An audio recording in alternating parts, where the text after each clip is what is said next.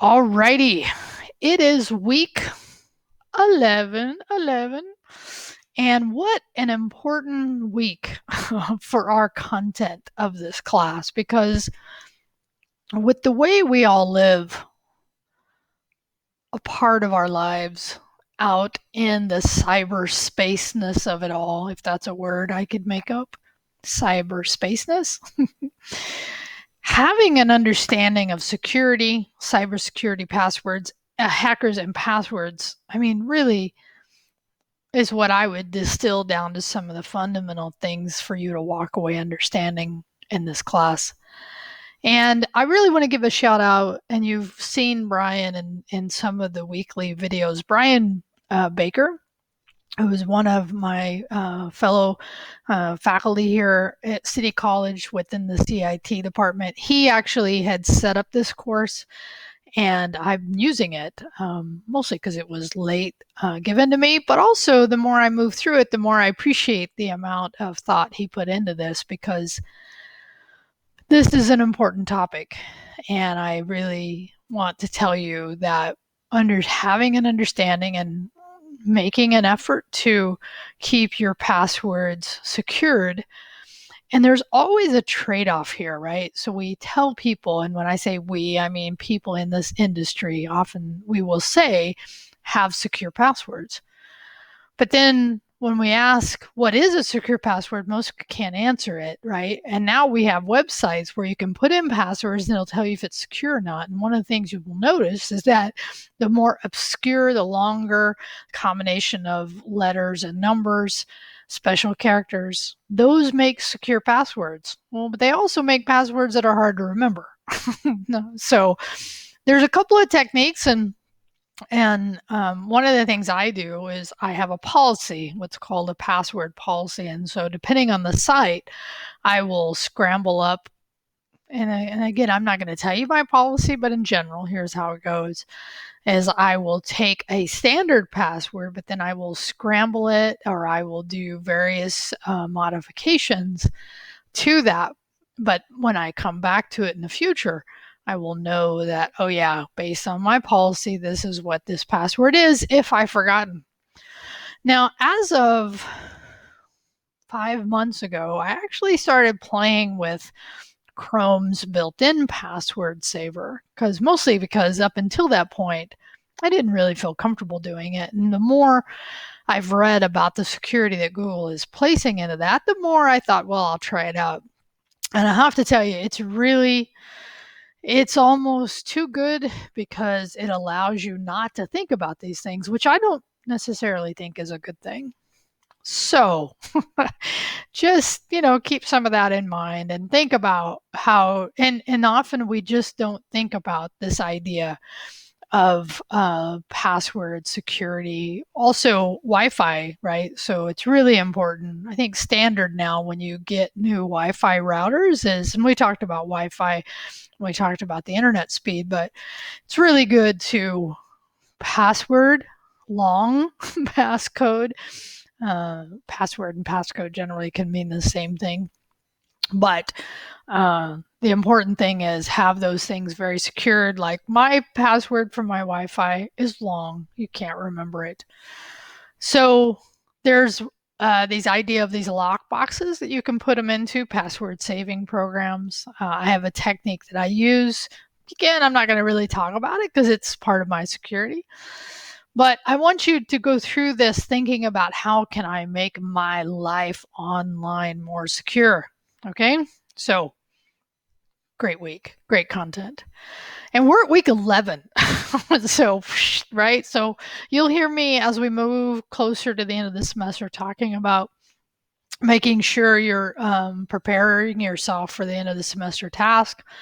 And do know that, and this could be a question that comes up, I do allow you to submit late grade. I've probably talked about this more than a handful already, but you'll be able to do it right up until the end of the class.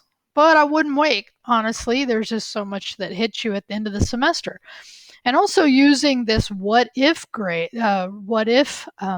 ability inside of Canvas, right? So you go into grade, and where you have missed things, you could estimate put in a grade you think you can achieve, and that way you can answer that age-old question that as an instructor we dislike getting, and now Canvas will do it for you. What do I need to do to pass your class? Or what do I need to do to get an A, B, or whatever in your class? You can answer this question for yourself. So what you need to do is get work done previous and stay caught up until the end in general. Okay, so now that I've kind of introduced the week, and of course we have in this week our chapter and our working in our Access Lab number 2. So it's a good week. So here's one thing I want to show you is that, and you might have noticed this just by coming into this page, is that normally every week has been listed below, right? So we have week 1 through what we've already been through, and you have to scroll down to the bottom. And today I was like, you know what? That's crazy. It's a small thing, really, but maybe it'll make a difference. So what I'm going to do from here on out, right? So actually, I also did it with week 10, and then it starts back at week 1. So what I will do now is place the week that we're in at the very top here. And I should have been doing it from the beginning, but better late than never. So just know that that's a change if you're scrolling down and wondering where the heck is it. But I guess in order to watch this video, you would have had to have found this. So just know I did consciously change it. Okay. I don't think there's anything else really I wanted to say. So I just want you to take this week serious, and the one site in the discussion, he actually has you do a couple things. And by the way, remember, and yeah, this is good to say. I hope you have waited this long. If you have, good for you. And I've been saying this, right? So there's some questions here you need to answer. The first one's optional, but I want you to write a narrative, right? So don't just answer the questions that won't really give you as many points as you may deserve. Really what you're doing is, and the reason for the 1, 2, and 3 is to give you what you need to include in your narrative, right? So again, I'll remind you that this is college level writing. So you want to write a narrative. Basically what that means is write a good paragraph that answers at least 2 and 3, right? And the idea here is to go to these websites, look at how, how secure is your password? Really good one.